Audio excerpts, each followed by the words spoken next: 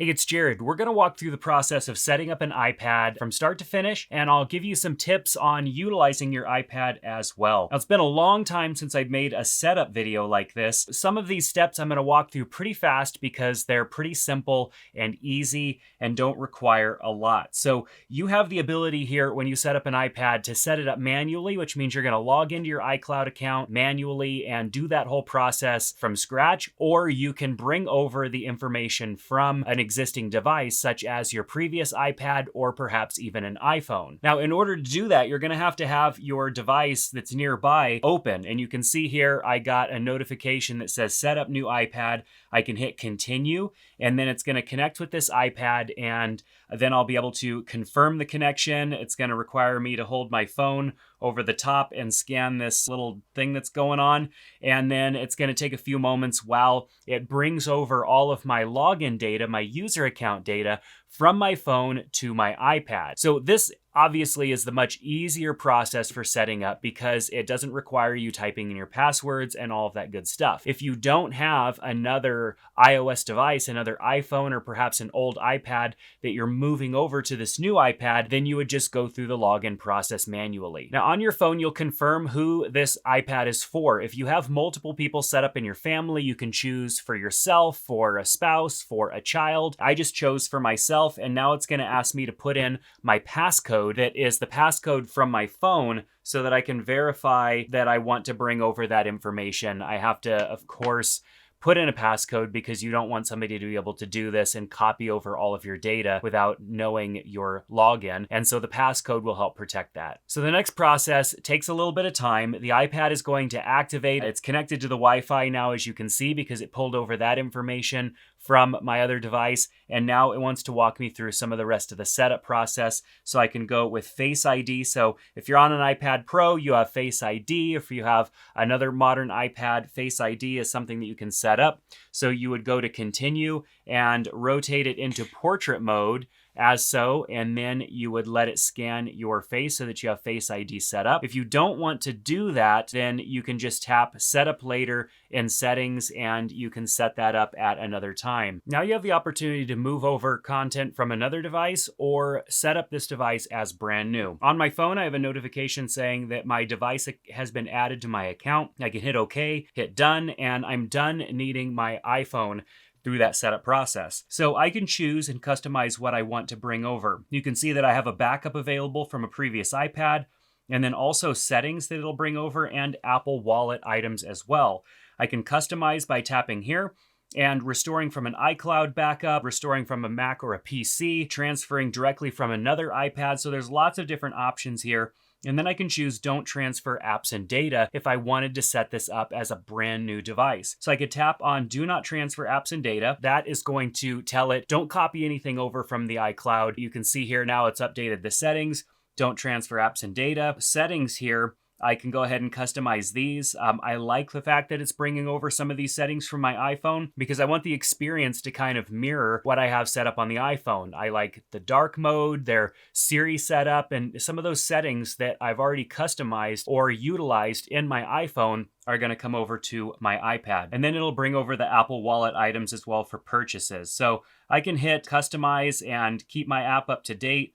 Hit continue, enable location services, which is going to work with maps and allowing apps to utilize your actual location, which the apps are still specifically going to ask for that. So don't worry about it. You're not giving unlimited access to everybody and every app that comes to your device. You're essentially just saying that the iPadOS can utilize your location. I'll hit setup later in settings for Apple Pay and continue for Siri because I've already set up Siri on a previous device, so it's going to bring over that information. But if you haven't set up Siri, it's actually going to walk you through some voice prompts, all that good stuff. I'll hit not now for sharing audio recordings because I don't want when I ask Siri or when I do voice dictation, I don't want that uploaded to Apple. And then I'll hit OK and continue for screen time. I'm fine sharing my analytics with Apple and app developers, and then I'll hit get started, and boom, we are set up and ready to go on our iPad. So let's take a look at the home screen. We have default apps and widgets that Apple has installed. This is the stock layout for the iPad as of this version. And we can swipe over to another screen where we have more apps. We also have our apps bar down here, which is always persistent, which we can also minimize, but these are apps that are more quick launch and readily available. When we swipe all the way over, we get our apps in categorized folders, and then with one simple swipe down, we get an alphabetized list, and I can minimize my keyboard and look at all the apps in our list. Another quick way to launch an app is simply just to swipe down and type in the name of that app. So if I wanted to open up the News app, I can just swipe down and it'll open up the keyboard, and I can type News and then open that app, and boom, Apple News opens right up. And that's typically how I am launching most of my apps, unless I'm using a keyboard. If I'm using a keyboard, I can hit Command Space and it will bring up the same menu, and I can start typing in the name of the app and then hit the search key or the return key, and it will open up that application, which is great. We have widgets and apps on our home screen. We don't have to have everything saved in this way. If I don't want the top stories widget, I can tap and hold on that widget, and you can see that it is a stack, and I can edit that stack and get rid of that particular widget. Now, a stack is a widget that has multiple items in it. It is a stack of widgets. Whereas this one over here is also a stack. These three over here are not stacks. So if I want to remove one of them, I can tap and hold and remove the widget and hit remove, and it's going to go ahead and remove it, and it's going to reorder the items that are on my screen. I don't like the fact that I've got one app up there, so I might want to reorder the way that I have things set up. I'm going to go ahead and hit not now because I don't want to finish Apple Pay setup. Every now and then, if you skipped any steps, the iPad is going to try and remind you to finish setting up a step. So I'm going to tap and hold on this widget, and if I tap and hold longer, you can see I can now move it around, and I can slide it up here and move some of these widgets around, and you can see that an app is going to shoot out from the side. You can't stack anything on another item, and I also can't just leave a gap either. So if I move this app down here, it's going to throw another app up there. So you have to think of the layout of your screen. If you want there to be some sort of uniformity to it, you have to have either an equal amount of widgets or apps in an area. Like if I didn't want to have a widget and an app next to each other, I can get rid of this notes widget, and now having two apps up there, that's not that big of a deal to me. And I could bring a couple of other apps over from the other screen by tapping and dragging it from one side to the other. So drag it to the edge and it pulls over, and boom, and I can hit done when I'm done. So to edit a widget stack, I would tap and hold, and I can hit edit stack. And now you can see I've got the three widgets that are in here, and I can remove those widgets, and I can also add additional widgets. So if I wanted to remove this one, I can hit the little minus and hit remove, and it's going to remove that widget. And then I just tap outside of the screen and it commits those changes.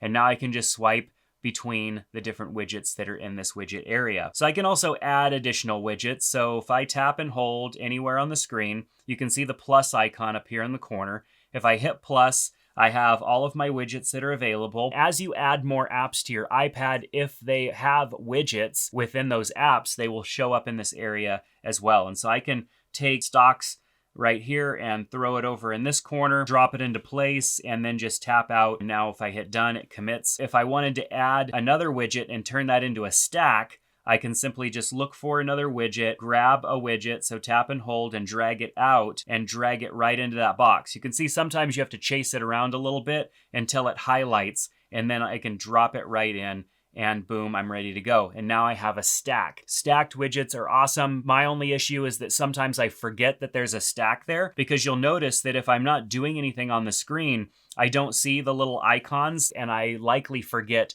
that there's items in a stack. A lot of times I will customize the widget panel that is available when you swipe right. So if you swipe right, it pulls out this widget area over from the left, and I will just flat out forget that I have widgets and stacks over there because I just don't spend enough time going through those widgets to remember. So for me, if it's out of sight, it's out of mind. It makes it much easier if I have the widgets visible. So let's talk about multitasking and getting between different apps. You can easily swipe up from the bottom of the screen and pull up any apps that have been open. You can say I only have one, so let's open a couple of different apps just so that we have some apps available here. All right, so now if I swipe up from the bottom, I have 3 different apps that have been opened, and I can easily tap on one of the other apps to bring them back. And so if I'm looking at this app and I want to get to one of the other ones, I just swipe up and go to another app very easily. Now I can also swipe down at the bottom between the different apps that are open. And so that's a quick way to get back to the previous app. So if I just wanted to go back to the previous app, one swipe from the bottom here on this bottom bar is much faster than swiping up and then tapping on an app. So multitasking, two different ways that you can do that. Swipe between your apps might be a faster way, but if you have a lot of apps opened, you might swipe up and then get access to all of your apps that are available here. If you want to close out an app, all you have to do is swipe up on it. The swipe up action actually closes out the app, and now we don't have any active apps that are open in the background. So let's take a quick look at a newer feature on iPadOS, and you could turn it on with this little icon here. And at first, you're not really going to notice any difference until you start opening up some applications. And so as I open up a few different applications here, we'll get 3 different applications open. And you can see them over here on the left-hand side. As I open them up, I can tap on them just to open and quickly access. So it's kind of like a multitask option.